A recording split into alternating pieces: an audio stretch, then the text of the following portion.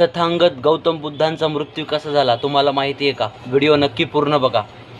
आपल्या शेवटच्या प्रवासादरम्यान बुद्ध पावा नावाच्या शहरात पोहोचले. तेथे चंदू नावाच्या एका भक्ताने, तो चंदू सोनार होता, त्याने श्रद्धेने भोजन दिले. या भोजनाला पाली साहित्यात सुकर मद्य म्हटले गेले आहे.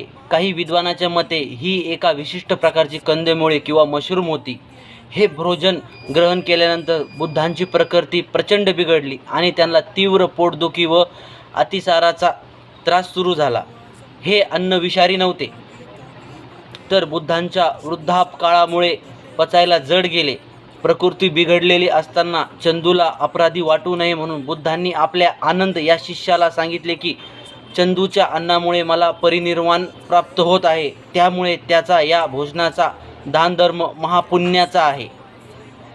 आजारपणातही त्यांनी कुशीनगरपर्यंत प्रवास पूर्ण केला. तेथे 2 शाल वृक्षाच्या मध्ये उजव्या कुशीवर डोके ठेवून ते पहुडले, ज्यांना सिंहशय मुद्रा असे म्हणतात.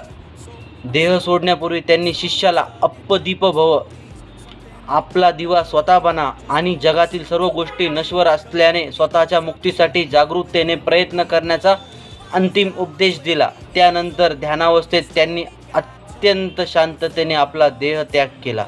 जय भीम, नमो बुद्धाय.